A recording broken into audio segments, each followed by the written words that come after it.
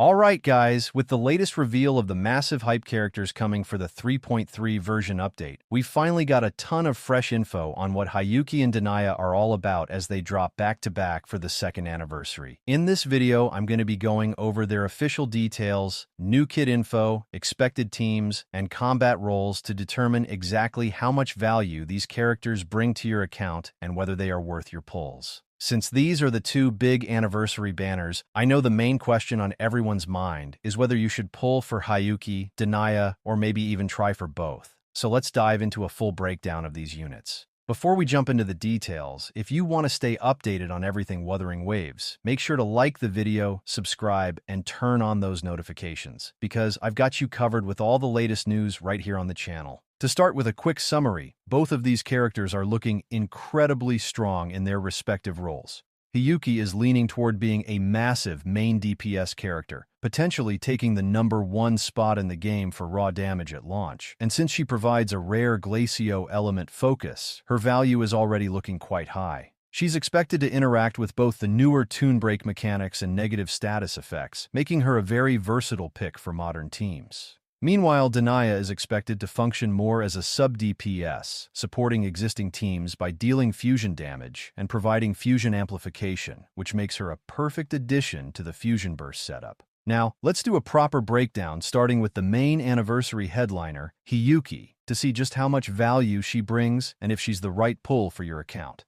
Looking at her basic info from the latest drip marketing, Hiyuki is officially confirmed as a 5-star Glacio sword character, designed as a powerful main DPS.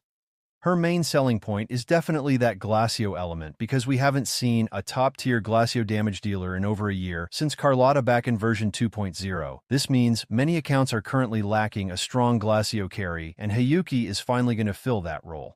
Being the second anniversary headliner, there is a very strong chance she launches with an extremely powerful kit, likely acting as a hyper carry that takes up most of the field time to deliver the highest damage output we've seen in the entire game yet. We also expect her to interact with the 3.0 toon break mechanics like toon strain or rupture, and she might even have parts of her kit that work around Glacio negative statuses, similar to Amith, potentially allowing her to switch playstyles depending on your team setup. When we talk about her team synergy, Hiyuki's value increases significantly alongside 3.0 sub-DPS and supports like Liney and Morny.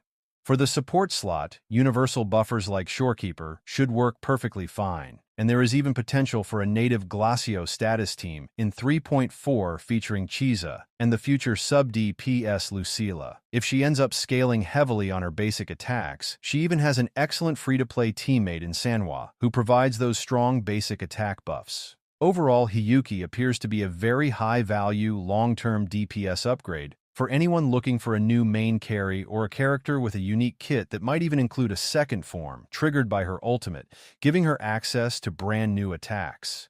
Next up, let's look at Denia's full value and kit overview. Thanks to the latest drip marketing, she is now confirmed as a Fusion Rectifier character who is expected to function primarily as a Fusion Burst sub-DPS rather than a main carry. She excels at dealing damage while providing strong fusion buffs, especially when using the new Chromatic Foam Echo set.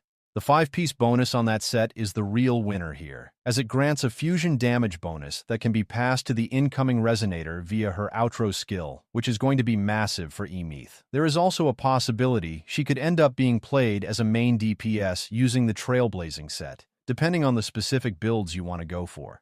In terms of her team role, Denia's strongest value comes from supporting the established Fusion Burst teams as a damage amplifier. Right now, she seems most suited for the Amith Fusion Burst team, which means she might not be a universal must-pull for everyone, but rather a core upgrade for players who have already invested in Fusion teams. Since we don't know her exact multipliers yet, her impact might feel situational for some, but she clearly focuses on maximizing that Fusion Burst output, alongside supports like Chiza to provide maximum damage. So, for the big question of who to pull, it really depends on your roster. Hiyuki is likely a high priority for meta players needing a top-tier Glacio carry and a long-term investment, while Denia is the go-to for anyone wanting to supercharge their fusion teams. If you need a powerful new main DPS, Hiyuki is the safer and higher-value pull. But if you want to expand on Amith's power, Denia is a very strong option moving forward. Ultimately, Hiyuki looks like an account-defining anniversary character, while Denia appears to be a premium sub-DPS option that shines brightest within her specific teams.